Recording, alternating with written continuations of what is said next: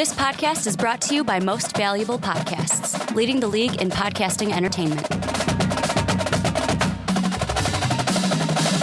Hello, college football fans, and welcome to the Primetime Podcast. My name is Ricky Widmer, and as always, I'm joined by the one, the only, Brandon Swanson. Hey. It's good to have you on the correct show now. Well, it's nice to not be talking about The draft. mock draft. We're gonna crap. kind of talk about the draft. Well, I'm talking mock drafts. Yeah, we're kind of.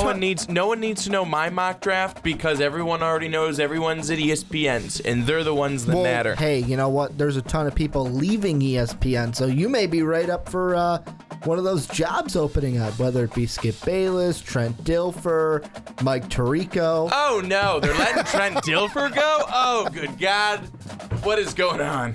But we've got I say it every week, it's become my thing. We got a jam-packed show for you guys today, as we're going to be talking some Ole Miss drama that unfolded after the NFL, well, during the NFL draft, I should say, with Laremy Tunsil. We're going to be talking some college football running backs to look for in 2016, and mainly Leonard Fournette. Can he be the number one overall pick in next year's NFL draft? And then we're going to close up shop talking about the future of certain teams at the quarterback position. But Brandon, before we get into anything I just said, we got to make it a point that a few weeks ago we talked about a certain topic that is totally irrelevant now because satellite camps were banned and then Jim Harbaugh won. But I think it's a good thing. I think I'm really happy that he won because it really, I think for both of us, it didn't make sense that they were going to be banned anyways. Well, yeah, no, neither of us wanted them to be banned. I just wanted to throw this out because I saw it this week and I'm like, oh, we're not going to talk about them again. Yet again. But I had to mention it because we talked about it. But let's get into the khakis strike again. Let's get into the Ole Miss drama that unfolded on draft night. And if you've been living under a rock and you haven't known what's been going on since Thursday, basically what happened was Tunsil starts to fall before because somebody posted a picture of him with a bong and a gas mask smoking some pot. So he starts to fall. Then on his Instagram, I believe it was an Instagram account, somebody posts text messages between him, Hugh Freeze. It's either him or Hugh Freeze or him and the AD of Ole Miss, kind of asking, hey, coach, I can't make my rent this week. Hey, I can't. I need money this week. It's all about I need money. I can't do this. I can't do that. And Ole Miss, reactionary, is now in an investigation of themselves to figure out the bottom of this. And Brandon, my question to you is simple. Will anything come up from this? And do you think Ole Miss should be punished if these allegations are true?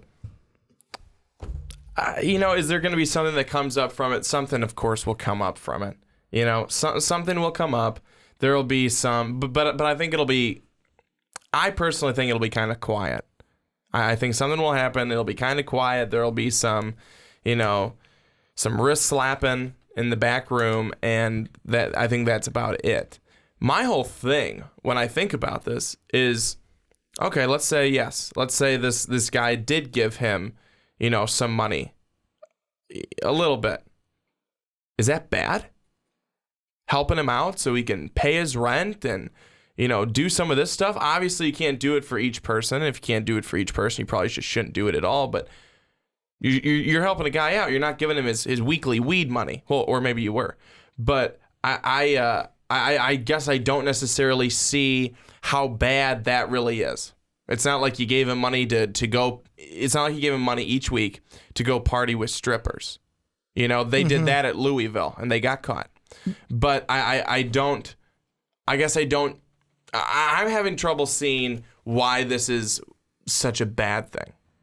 Well, I don't think on a personal level it's such a bad thing. If you're a head coach of any sports team, you want a coach that is going to be able to kind of be there for his players.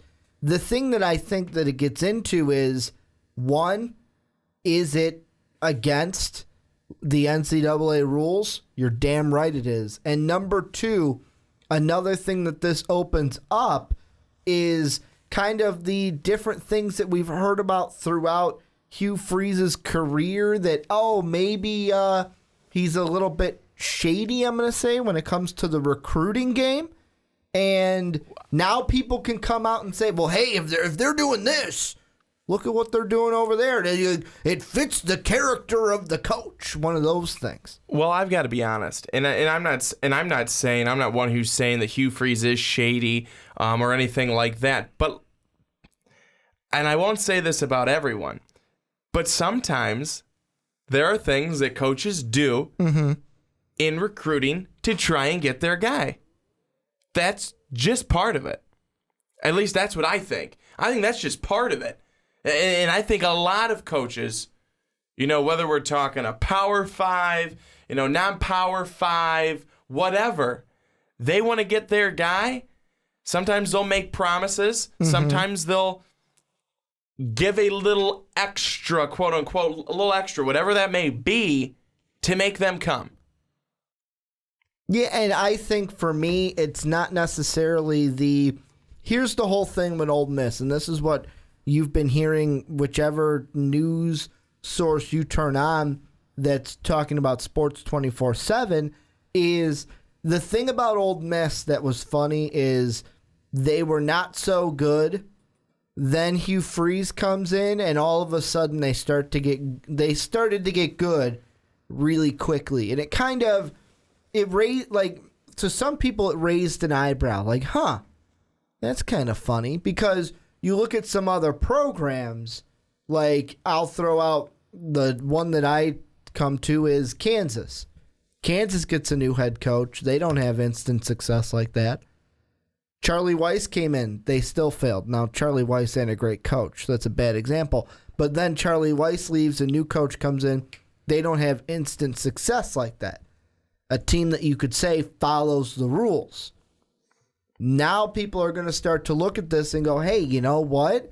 Hugh Freeze, if this is what they're doing to try to get their players just to be able to play for them while they're on their team, what are they doing to get them in the door? Because the one thing I will tell you, and this is me kind of knowing, I understand the game if I'm Hugh Freeze. Because what conference is Ole Miss in? Can you jog my memory, Brandon?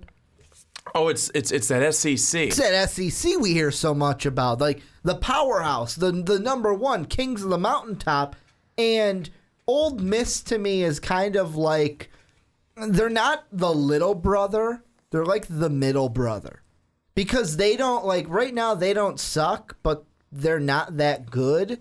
Meaning, and when I say they're not that good, meaning they're not Alabama. That's what I mean. So Ole Miss, the whatever hotty toddy, don't get mad at me. I'm just saying you're no Alabama. They're right in the middle right now. And it's mainly because, if we were in the East, we would win. Well, you're not. You're in the West. So you got LSU. You got Texas A&M, who's been good. Auburn has good seasons. Mississippi State was good the past 2 years. You have Alabama. And Ole Miss, yeah, they were 6-2 in conference this year, but they weren't good enough to beat Alabama.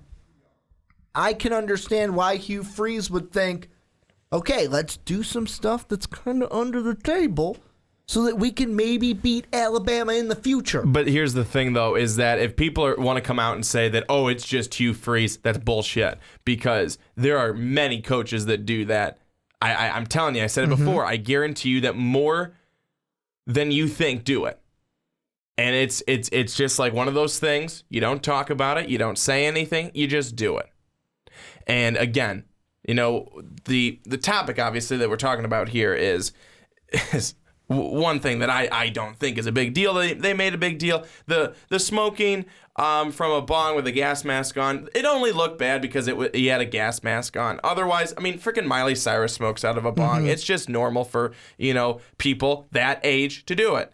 But I think that these text messages, did he get money? Didn't he get money? Who cares? If a coach or a staffer gave him money so that he could pay his rent to stay in his apartment, and you want to get mad at that guy and fire that guy, shame on you, NCAA. Shame on you. You would rather see a college athlete, what? Not be able to pay his rent, have to leave his apartment, be on the streets. What, you want a Michael Orr story? Is that what you want? I mean, come on. That is ridiculous. I think that's absolutely ridiculous. Well, and is that the full story? God only knows. And I'm looking at an article on Yahoo Sports that I'll put in the description for you guys, but it says, and I quote, that then on April 7th, 2015, according to the Instagram post, Tunsil asked Miller for money to pay for his mother's light bill. Tunsil says the bill is $305, and Miller allegedly expresses surprise at the amount. So it wasn't just like, he's paying for rent. It's, my mom needs to keep her lights on. Can you pay for the light bill? And to me, there's a lot in this. Right now, even the Monday after the draft, well, not Monday, I'm used to us being on Monday, the Tuesday after the draft, as we record this, it's still kind of murky. We have had no firm kind of a set in stone, okay, this is what happened. And do you expect that to be the case? No. Ole Miss has come out and said, we're going to aggressively investigate and fully cooperate with the NCAA and the SEC. Basically what Ole Miss is doing, Ole Miss fans, love it or hate it, you're going to get hit with some kind of a penalty. You are, because something is going to come out. Is it going to be death penalty huge? No, probably not. But you are going to get hit with something, I believe. Because if we have learned anything from the NCAA, they like to make examples out of cases like this. Out of anything, they like to make examples. Look at USC, for example. Not only did they get hit with they didn't get hit with a Penn State-like death penalty, but they got championships ripped away. Reggie Bush got his Heisman ripped away just for taking some money while he was in college. So the NCAA is going to come after Ole Miss. But that's for something different. You have to look at the scenario. Reggie Bush isn't taking money so he can pay his electric bill. No, Reggie Bush is taking money because I'm Reggie Bush. I'm Reggie Bush. Not the case here. Not the case here. And to be honest, just because let's be honest and say, even if he was using it for something else, text message did not say he was. So you can't assume that he was. Are you trying to put the two together? Are you trying to put the picture from earlier in the night along with the text messages? Is that what you're trying to say that some people may do? Especially with the 305 and the coach going, that's kind of high for a light bill. Anyone can do anything now. And that's what it's done. It's opened up the door to everyone to assume, to theorize, to make up their own story. To hypothesize. Thought we were rhyming there for a second. But I want to correct myself. I said coach. I meant when Miller is John Miller. He's the director of football operations at Ole Miss. That's who Tunsil was texting. But I do have to say, if the NCAA comes down with any penalty on this, screw them. Oh, it's going to happen. Why? It's going to. No. That's not the answer to my question. The answer to my question was why. Why would they do that? Why would they do that? There is nothing. Why does the NCAA do what they do, period? But see, that's the thing, is that sometimes the NCAA reminds me of Roger Goodell. I have power, so just let me use it. No, you don't need to. You just want to. There's really, I don't think, any need to do anything right here. Right now, I think it's more the NFL's problem than Ole Miss's problem. Honestly, I really do. Because now the NFL has a guy that they may have to monitor. Oh, is he going to, which, you know what? It does not sound like he is. Again, I said it when we started off talking. Do people smoke weed? Hell yeah, they smoke weed. Some people smoke weed so they can get through the workday. Is that good? Not necessarily. But what I'm trying to say is that he's still kind of a kid who's going to the NFL for the first time. And he doesn't have it all figured out. And right now, the NFL should worry about cases like Johnny Manziel. Should they monitor this? Yeah, you don't want him going off the beaten path, but I think that this is an NFL thing, not an NCAA thing. Yeah, obviously you want to make sure that Ole Miss that this is something they don't do all the time, blah, blah, blah. But right now, I do not think that this is a big issue. It's been blown up to something I don't think is really that big. Can I throw out a kind of follow-up question that this is going to go away from Ole Miss a little bit, but it kind of goes into what you were just ranting about. I'll allow it. And excuse me, ranting. I was giving a really good explanation of my thought. You were venting, but I saw That's what this whole podcast is. It's just a big vent session. It's just me and Brandon venting about college football because we can't wait for the games to actually begin at the end of August, early September. But this was an article I saw by Adam Rittenberg, ESPN staff writer, and originally I was like, oh, that could be a topic for a podcast, but I didn't include it because I didn't think it had enough substance. But I'm going to tag it on, kind of like in the government when they just tag something onto a bill. I'm doing that here with this segment. Here's what the article reads, and I'm just going to read you the headline, and you tell me what you think of this answer. Does college football need a commissioner? No. I don't. I don't think... Now, he talks about it more in the case of the satellite camps. The way he put it was that whole thing needed an adult in the room. Yeah, there were adults in the room that were normally at sponsor, but, and I quote, those adults bungled a ruling on the fringe item that has summer swarmed its way to the forefront of college football's offseason. However, you could take that and apply it to the Ole Miss and any punishment that they may get. I don't necessarily know if they need a commissioner because how have we seen a commissioner work out with football? Not real well with the NFL. Not real well with Roger Goodell. With Adam Silver. We have but I think it really depends on the person. I don't think Roger Goodell is good. Mm-hmm. I think Adam Silver is. I think Adam Silver. Hold on. I think Adam Silver gets his players. Mm-hmm. Roger Goodell does not. What about Manfred for baseball? Yeah, Manfred. Yeah, the ones that are good because they get the game, they get the players, and they have the respect. Mm-hmm. Roger Goodell doesn't get it.